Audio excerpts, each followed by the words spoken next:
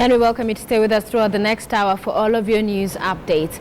Now, the Kenya National Commission on Human Rights has launched its fourth State of Human Rights report detailing the country's status since the promulgation of the 2010 Constitution. The report highlights what the Commission has called a alarming rise in extrajudicial killings, disappearances and arbitrary arrests. Let's take a look at a summary of the findings now. And as you see there on your screen, there's access to justice and the positive steps that are required to be taken.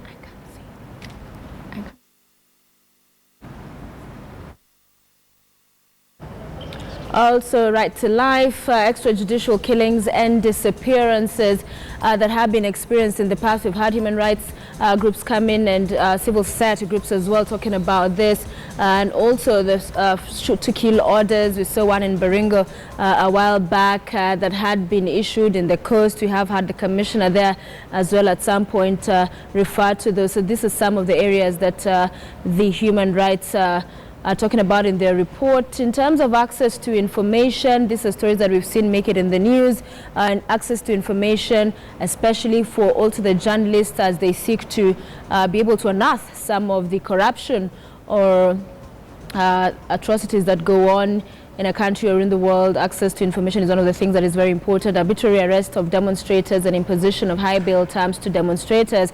And as far as the freedom of assembly is concerned, the other areas that this touches on. Also security, human rights violations by state security agents. And in the laws we saw a while back that the court had to put to a halt some of those proposals because of the measures and the extent to which the authorities wanted to go. And of course there's that big one, corruption and bribery continues to be a huge challenge and problem in the country. So these are the areas that the Kenya National Commission on Human Rights Commission is talking about as they launch their report detailing the status since the promulgation of the Constitution. Here in Nairobi, officials of the Kenya Wildlife Service are due to meet with those from the Highways Authority over the controversial plan to build a road through parts of the park. The two organizations are still deadlocked over the plans that would involve hiving off parts of the park for the access road. The developments come amid growing worry over the future of the park. Donovan spent decades collecting and promoting the African art and handicrafts that fill his famous home, overlooking Kenya's Nairobi National Park. But now the house is under threat. A modern standard gauge railway is being built from Mombasa to Nairobi, and his house stands in the way. He says the project would also create an environmental disaster by taking away the current buffer zone that exists between the park and the nearby growing urban community.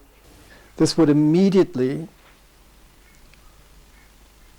bring in all the people, squatters, sewage, unwanted structures, unplanned settlements, fencing, and poaching would increase definitely in the Nairobi National Park. Alan has been rallying support to save the house, gathering 3,000 signatures on a petition in hopes that the government will choose an alternative route for the train, which could go directly through the park. Others argue that allowing the new train line to cut into the park would set a negative precedent for other infrastructure projects currently in the works. The only sanctuary of its kind so close to the capital, Nairobi National Park is considered the jewel of the city. But this oasis is increasingly becoming an island, as migratory corridors for its wildlife are choked off by roads, railways, housing developments, and polluting factories. The major threats, I would say, are roads, which are fragmenting the ecosystem and preventing animals from moving. Roads prevent movement, but they also cause road accidents. We've seen a lot of predators, cheetah in particular, being killed on the highways, and there are now no more cheetahs in the Nairobi National Park, so we've lost one of the major predators. Though most acknowledge the need to improve infrastructure for the capital's 4 million residents, advocates argue that this need not be at the expense of the park, which brings thousands of tourists to the city per year, as well as helping to reduce air and water pollution. If expansion plans are not derailed, though, experts say the park may only survive another decade or two. If the voices are not many and loud enough, the destruction will go on, and elephants, lions, and so forth it will disappear like dinosaurs. It will be a world without wildlife, and we will lose all this biodiversity once and for all. Giraffe, lions, and rhinos still roam free in Nairobi National Park, but the skyscrapers of the capital, still just a hazy backdrop, are coming ever closer to the open plains. In Zimbabwe, authorities say suspected poachers have used cyanide to kill 23 elephants in the country's Hwangwe National Park, raising the death toll there and in the northern parts of the country to 60 since late September. Hwangwe National Park in western Zimbabwe currently hosts 53,000 elephants, twice the park's carrying capacity. Park rangers recovered most of the tusks after the 23 elephants were killed with a deadly poison last Friday, but poachers got away with the 3 tusks, officials said.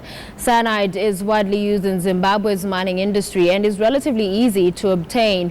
Poachers have used rifles and traps to poach Zimbabwe's elephants over the years and started using cyanide in 2013. The massacre of 23 jumbos is what now appears to be the latest headache to the conservationists in Zimbabwe, as poachers dump firearms for cyanide, which is readily available in the country's mining industry.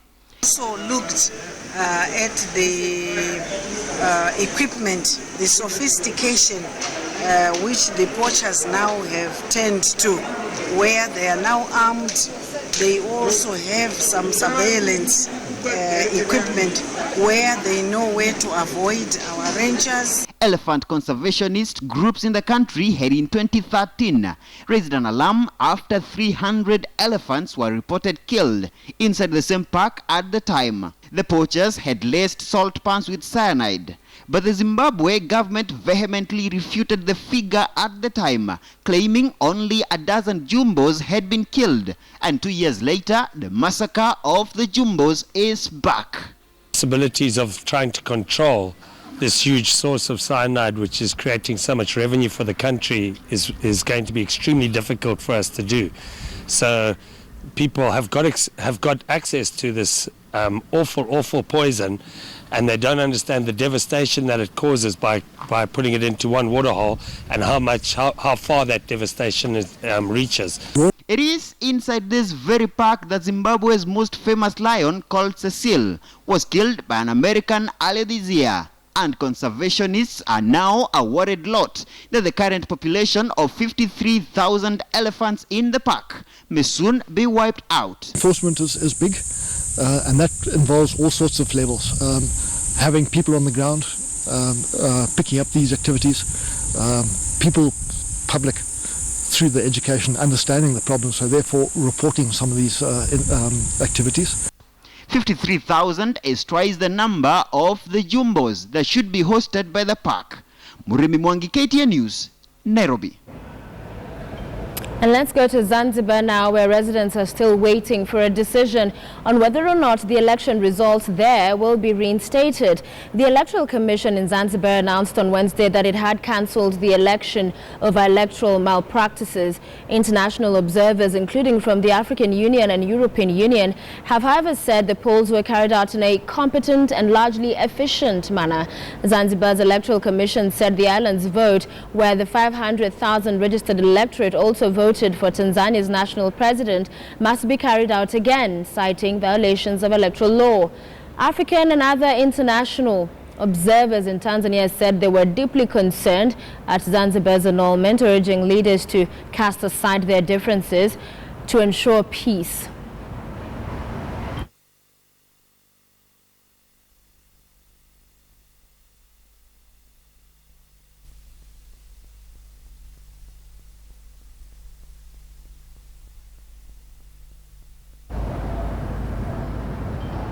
Meanwhile, the ruling Chama Pinduzi party now says it is willing to have a constitution of that country amended to allow for presidential election petitions.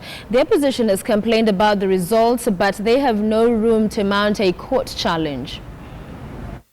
We went into this election, all of us are clearly aware that that option is not available. So you cannot get to the end of election and then complaining that that option is not available. The rationale for unavailability of this option is historic, but we have decided as a party and as a country, when we were going through the constitutional review process last year and early this year, to change that provision. So as CCM, we are in support of an idea of challenging or petitioning the presidential vote. All right, Edward Lowassa also complaining that perhaps he wasn't being heard as much as members of the CCM whenever he talked about some of the challenges that were presented to him in this campaign to the NEC. He feels like he wasn't being heard. You also made some complaints about problems in different constituencies as CCM, and that made it to the front page of a newspaper, and it seems like those concerns were heard. Is this the truth? First of all, up to the closing day of the campaign, the 24th, they were very confident of victory, and they said it in public. So you cannot say that you have had complaints that were not being heard when the last day of campaigning you clearly had no complaints. Mm-hmm. We have raised issues which are very specific in very specific constituencies that we felt that the will of the people has not been materialized, and we said that we're going to challenge those results in those particular seats for members of parliament, and we wait to see whether we will prevail. We haven't it's not that we have gone ahead and succeeded, so I suppose the avenues, the legal avenues that are available to Mr. Lowassa, given the parameters of the law, are still available. All right, let's think about John Magufuli's presidency now, president-elect, of course. He ran on a ticket of change. How much change can a party that's been around for quite some time now, the oldest party in Tanzania, present, considering that the president-elect himself has been a member of a party for as long as perhaps I've been alive? What kind of change is he going to bring that Tanzanians haven't seen? It is true. I mean, all of us ran on change. But there is change and there's quality of leadership. So those two dynamics were in play in this election. Eventually, if you sell change, as Lowassa did, while you also have been in part of the establishment for the past 40 years, it's very difficult for people to buy it. Now, if you put in scale between our candidate, Mr. Magufuli, and Mr. Lowassa, and measure the level and the quality of leadership among the two candidates, the choice was clear. And also, if you do the change scale as well, Magufuli represented, outsider, fresh face compared to Mr. Lowassa. So, for us, it was quite interesting that the opposition, who normally it's easier for them to run on change, chose a candidate which make it difficult for them to run on change. Let's continue with the news this afternoon, and still on matters of human rights in Kenya. The Office of Chief Justice Dr. William Mutunga has today launched the Democracy and Human Rights Program in conjunction with Swedish Christian organization on Diakonia. The program will incorporate 11 Kenyan civil society and religious-based organizations. The Chief Justice asked the Kenyan civil society to reignite their passion and fight for the common citizens' human rights. Dr. Mutunga also asked the civil society to work towards promoting unity and justice to prevent Kenya from returning to the kind of polarization and violence witnessed in 2007. The program is concerned about breathing life into the Constitution through its emphasis on values, dialogue, human rights and social justice, devolution, media, free, fair and peaceful elections, public participation, strengthening state institutions, and building strong relations between the public, private and civil society, particularly its grassroots component. And all this, in my view, in the national interest. Now, and this support by the Swedish people and government does not surprise me. I will never tire of repeating that when human rights and social justice messages were subversive in this country during the Kano dictatorship, it's only the Scandinavian countries with the ideology and politics of social democracy that assisted the embryonic human rights and social justice movements in this country. Our strong belief has been in people's equal value and the right to all people to live a dignified life. This has been and still is the driving force for our work. That is why Diakonia remain firmly committed to democracy, human rights, gender equality, social and economic justice and peace. The United Nations Person of the Year Award ceremony in Nairobi has seen one Harold Kipchumba recognized for his fight against polio. KTN Zinzi Kibiku is following the events at the UN headquarters in Gigiri. Zinzi, what is more that you can tell us about this award? Hello, Sophia, that's right. We are at the United Nations of Nairobi, where Harold Kipchumba, the ambassador, the goodwill ambassador for advocating for vaccination against polio, has just been awarded this year's winner of the United Nations Kenya Awards 2015. Now, there are a few runners-up, such as First Lady Sarah Tunai from Narok County. We also have Martha Karua from UN Women and the Walk of Hope. Sophia, what normally happens is that UN agencies look for individuals across society leaving a mark, doing something different. They get them all, they look at what they've been doing, and they finally come up with a nominee. And like I said, the winner for this year is none other than the Goodwill Ambassador Harold Kipchumba, who has been known for advocating vaccination against polio. Right now, the Director General of the United Nations of Nairobi, Sahel Wakberet, has just finished giving her remarks and presented the UN Secretary General message. What stood out in her speech was the fact that she wants people to work together. We need to work more hard to make a better world. Right now, as we speak, from where I'm standing, she is giving an award to UN staff members, 2 of them for their bravery and courage, for their services and helping where they can. Sophia? Zinzi, talk to us about this award. Why was it initiated? What is it meant to achieve? Well, Sophia, this award was given to Harold Kipchumba because of his fight against polio. Polio is one of the diseases in Kenya that we are having a big issue fighting. When he gave his speech, he mentioned the fact that when he is on the ground trying to vaccinate children, the one thing that he comes across that acts as a challenge is the fact that most parents see polio, malaria, these diseases as a curse. Therefore, it's very hard to encourage them to go to take their children for immunization to hospitals for them to get the proper medical attention. However, he is one of the very few people on the ground trying to tell them, hey, look, despite the fact that your child has polio or malaria, they can get immunized and they can be healed, and it's not a curse. Sophia? And Zinzi, we'll end it there. Having a bit of difficulty getting most of what you're saying, but thank you for that. Let's move on to our next story. And the Kenyan County Assembly of Taita Taveta has unearthed what is claimed to be a grand scheme of corruption involving the loss of nearly 600 million shillings at the hands of senior county government officials. The Assembly, while holding a special sitting to vet county executive officers under Governor John Murutu's administration, claimed there was misappropriation of funds. The County Secretary Patrick Meso and the Procurement and Tenders Officer Joseph Njenga admitted to the council that corruption was rife at the county office. The Assembly threatened to table a censure motion against Governor John Murutu over the crisis of corruption.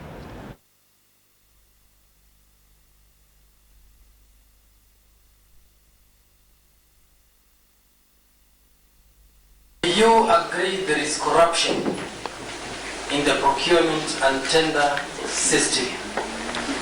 Yes or no? Yes. You say that there is a delay. That is why you transferred all these monies to devolution. Just imagine, without seeking for permission.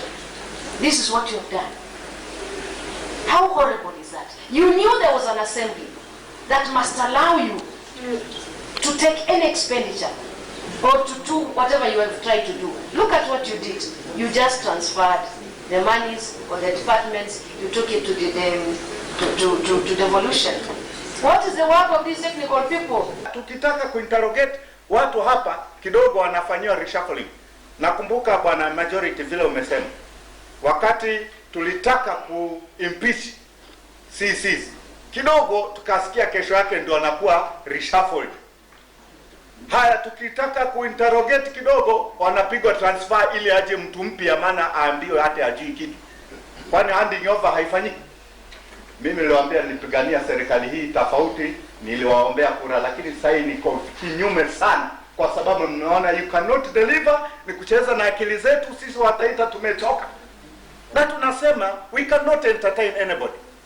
Tulikupatia ufanye kazi, sio kwenda kuweka watu mpaka utoe directives kwa CS. Hata tutakuua CS na mawaziri bure, lakini watu wako mwapata directives, na kwa sababu mnyinyi mwatetemeka mwamogopa, sasa ndio maana sasa mambo yanaharibika.